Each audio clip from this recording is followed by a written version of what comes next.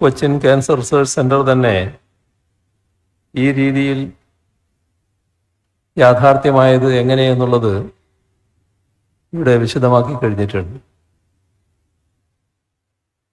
കിഫ്ബിയാണ് ആവശ്യമായ ഫണ്ട് 449 കോടി രൂപ ഇതിന് മുടക്കുന്നത്. 6,30,000 ചതുരശ്രടിയിലാണ് ഇവിടെ കെട്ടിടം നിർമ്മിച്ചിട്ടുള്ളത്. അത്യാവശ്യം വേണ്ട എല്ലാ സൗകര്യങ്ങളും ഒരുക്കാനുമായിട്ടുണ്ട്. 387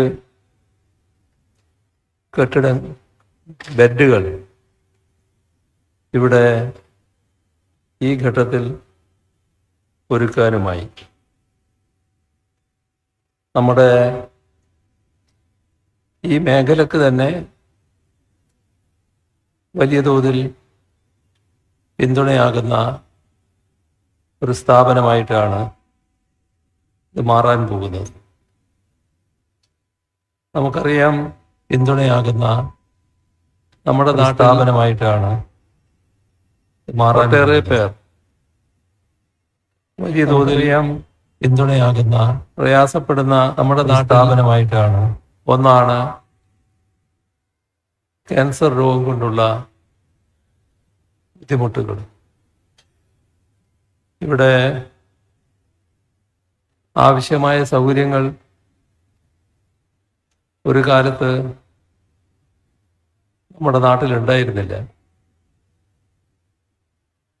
ആകെ RCC മാത്രമായിരുന്നു കേരളത്തിൽ എല്ലാവർക്കുമുള്ള ഒരു ആശ്രയ കേന്ദ്രം. പിന്നീടത് 2 കേന്ദ്രങ്ങളായി മാറി.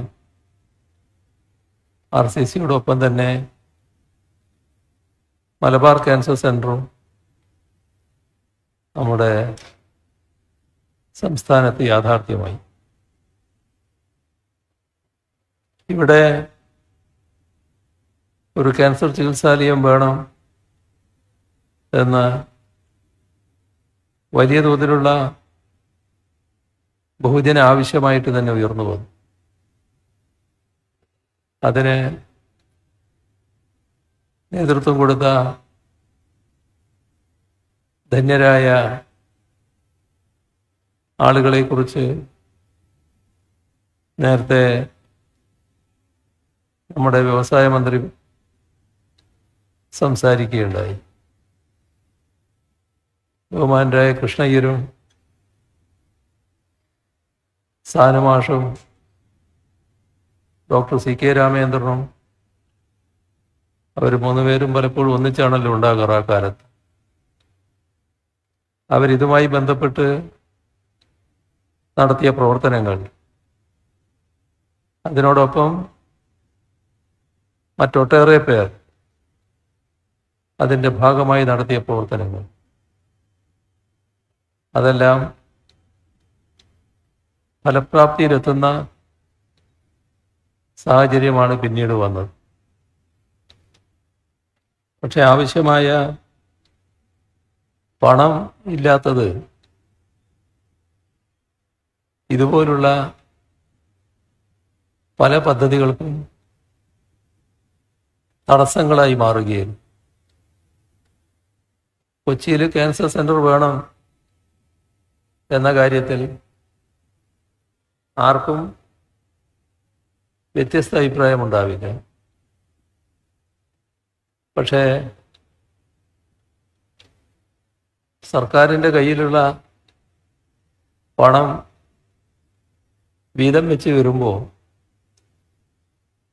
ക്യാൻസർ സെൻ്ററിന് ആവശ്യമായ അത്രയും തുക ആ ഘട്ടത്തിൽ തന്നെ കണ്ടെത്താൻ സർക്കാരിനാവില്ല. കാരണം പരിമിതമായ വിഭവശേഷി മാത്രമേ നമുക്കുള്ളൂ. ഇതാണ് കേരളം മുന്നോട്ട് കുതിക്കുന്നതിന് തടസ്സമായി നിന്നതിലെ ഒരു പ്രധാന ഘടകം 2016 ഞങ്ങൾ ഈ പ്രശ്നം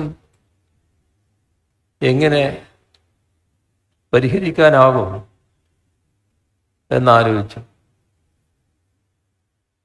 അപ്പോൾ ബജറ്റിന് പുറമെ ഒരു സമാന്തര ധനസ്രോതസ് വേണം. എങ്കിൽ മാത്രമേ എല്ലാ അർത്ഥത്തിലും ന്യായമായ കേരളത്തിലെ പല ആവശ്യങ്ങൾ നിറവേറ്റാൻ കഴിയുകയുള്ളൂ. ആ ആലോചനയിൽ നിന്നാണ് കിഫ്ബിയെ പുനർജീവിപ്പിക്കാൻ തീരുമാനിക്കുന്നത്. കിഫ്ബിയിലൂടെ നാം കേരളത്തിൻ്റെ ഒരുപാട് ആവശ്യങ്ങളാണ് നിറവേറ്റിയത്. ഇന്ന് കേരളത്തിൻ്റെ എല്ലാ ഭാഗങ്ങളിലും അതിൻ്റെ സാക്ഷ്യപത്രങ്ങൾ കാണാൻ സാധിക്കും. ഇവിടെ നാടിൻ്റെ വികസന പ്രശ്നം വരുമ്പോൾ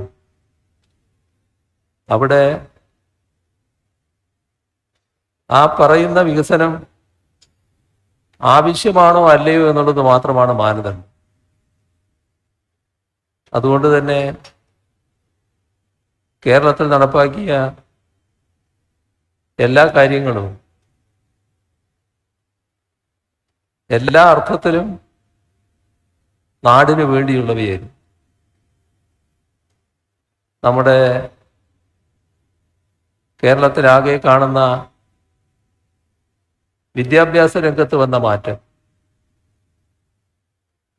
സ്കൂൾ തലത്തിൽ ഏറ്റവും അധികം പ്രയാസം അനുഭവിച്ച ഘട്ടം നമുക്കുണ്ടായിരുന്നു. നമ്മുടെ സ്കൂളുകൾ പലതും അടഞ്ഞു പോകുന്ന അവസ്ഥ, കുട്ടികൾ ഒഴിഞ്ഞു പോകുന്ന അവസ്ഥ, പൊതുവിദ്യാഭ്യാസ മേഖല തന്നെ തകർന്നു പോകുമോ എന്ന ആശങ്ക ഉയർന്ന നില. ആ ഘട്ടത്തിലാണ് പൊതുവിദ്യാഭ്യാസ സംരക്ഷണ യജ്ഞം എന്ന ഒരു മിഷൻ പ്രവർത്തനം ആരംഭിക്കാൻ തീരുമാനിച്ചു. മിഷൻ നമുക്ക് രൂപീകരിക്കാം. അതിന് ആവശ്യമായ പണം കണ്ടെത്തിയത് കിഫ്ബിയിലൂടെ തന്നെയാണ്. കിഫ്ബിയുടെ ഫണ്ടും അതോടൊപ്പം ബജറ്റിൻ്റെ പിന്തുണയും എല്ലാം കൂടിയായപ്പോൾ 5000 കോടി രൂപ സ്കൂൾ വിദ്യാഭ്യാസ കാര്യത്തിൽ, സ്കൂളുകളുടെ കാര്യത്തിൽ ചെലവഴിക്കുന്ന നില വന്നു. നേരത്തെയുള്ള ദുരവസ്ഥക്ക് പരിഹാരമായി. ഇതേപോലെ തന്നെയാണ് ആരോഗ്യരംഗത്തിൻ്റെയും അവസ്ഥ. ഇതൊരു പ്രത്യേക കേസാണ്. എന്നാൽ കേരളത്തിലെ ആരോഗ്യമേഖലക്ക് പൊതുവിൽ കിഫ്ബി നൽകിയ പിന്തുണ വളരെ വലുതാണ്. ആർദ്രം മിഷനിലൂടെ ആരോഗ്യരംഗത്തെ പ്രശ്നങ്ങൾ പരിഹരിക്കുന്നതിനുള്ള നടപടികൾ സ്വീകരിച്ചപ്പോൾ നമ്മുടെ കേരളത്തിലെ പ്രാഥമിക ആരോഗ്യ കേന്ദ്രങ്ങൾ കുടുംബാരോഗ്യ കേന്ദ്രങ്ങളായി മാറുകയും താലൂക്ക് ആശുപത്രി മുതൽ മെഡിക്കൽ കോളേജ് ആശുപത്രി വരെ പല വിധത്തിലുള്ള സൂപ്പർ സ്പെഷ്യാലിറ്റി സൗകര്യങ്ങൾ ഒരുക്കുകയും ചെയ്തു. കേവലം ബജറ്റിൻ്റെ പിന്തുണയോടെ മാത്രമല്ല അത് നടന്നത്. കിഫ്ബി വഴിയുള്ള പണം ഉപയോഗിച്ചു കൂടിയാണ് അവയെല്ലാം പൂർത്തിയാക്കാൻ നമുക്ക് സാധിച്ചു. ഇപ്പോൾ കേരളത്തിൽ മഞ്ചേശ്വരം മുതൽ ഇങ്ങോട്ട് നോക്കിയാൽ നല്ല രീതിയിൽ നാഷണൽ ഹൈവേ പണി പൂർത്തിയായിക്കൊണ്ടിരിക്കുകയാണ്. ഇത് ഒരു കാലത്തും പൂർത്തിയാകില്ല, അല്ലെങ്കിൽ ആ പണിയെ ആരംഭിക്കാനാവില്ല എന്ന പൊതുവായ ചിന്തയിലായിരുന്നു നമ്മുടെ നാട്ടിലെ ജനങ്ങൾ. അതുമായി ബന്ധപ്പെട്ട് നടപടികൾ ആരംഭിച്ചപ്പോൾ അവിടെയും പണത്തിൻ്റെതായൊരു പ്രശ്നം വന്നു. രാജ്യത്ത് ഒരു സംസ്ഥാനത്തോടും നാഷണൽ ഹൈവേ അതോറിറ്റി ആവശ്യപ്പെടാത്ത ഒരു കാര്യം കേരളത്തോട് അവർ ആവശ്യപ്പെട്ടു. നിങ്ങളുടെ നാട്ടിൽ വലിയ വിലയാണ് ഭൂമിക്ക്, ആ പണം കൊടുത്ത് ഭൂമി ഏറ്റെടുക്കാൻ ഞങ്ങൾക്കാവില്ല, നിങ്ങൾ എടുത്തു തരണം, സംസ്ഥാന സർക്കാർ എടുത്തു തരണം. ഒരു സംസ്ഥാനവും അത്തരമൊരു നടപടി സ്വീകരിച്ചിട്ടില്ല. നമ്മൾ ആകാവുന്നത്ര തർക്കിച്ചു, പക്ഷേ നല്ല പിടിവാശിയിൽ നാഷണൽ ഹൈവേ അതോറിറ്റി നിന്നു. തർക്കം മൂത്തു. അവസാനം എങ്ങനെ പരിഹരിക്കാമെന്ന ചർച്ചയായി. ആ ചർച്ചയിൽ നമുക്ക് നാഷണൽ ഹൈവേ വികസനം ഒഴിച്ചുകൂടാത്തതാണ് എന്തുകൊണ്ട് ഒത്തുതീർപ്പിന് നിർബന്ധിതമായി. അതിൻ്റെ ഭാഗമായി 25% ഭൂമി ഏറ്റെടുക്കാൻ വേണ്ടി വരുന്ന പണത്തിൻ്റെ 25% സംസ്ഥാനം നൽകാമെന്ന ധാരണയായി. ആ പണം നാം കണ്ടെത്തിയത് 5600 കോടി രൂപ കിഫ്ബി മുഖേനയാണ്. ഇവിടെ നമ്മുടെ കേരളത്തിൽ നടപ്പാക്കപ്പെടുന്ന തീരദേശ ഹൈവേ, മലയോര ഹൈവേ രണ്ടിനും കൂടി സംസ്ഥാന സർക്കാരാണ് പണം ചെലവിടുന്നത്. അതിന് 10,000 കോടി രൂപയാണ് കിഫ്ബി മുഖേന നാം മാറ്റിവെച്ചിരിക്കുന്നത്.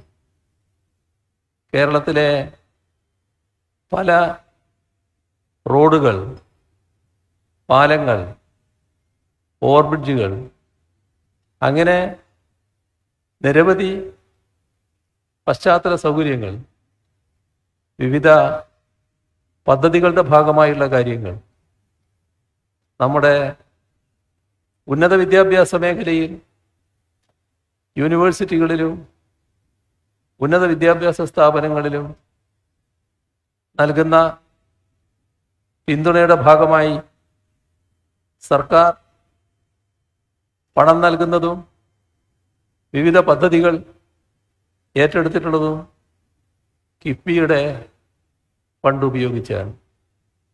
ഇങ്ങനെ ഈ കാലയളവിൽ നാം കിഫ്ബി മുഖേന ഏറ്റെടുത്ത പദ്ധതികൾ എത്ര കോടിയുടേതാണ്? 90,000 കോടി രൂപയിൽ പരം രൂപ.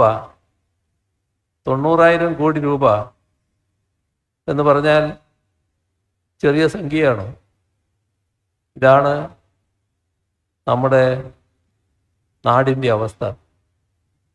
ആ കിഫ്ബി തന്നെയാണ് ഇവിടെ ഇതിനാവശ്യമായ ഫണ്ട് നൽകിയത് എന്നതാണ് നാം കാണേണ്ട കാര്യം.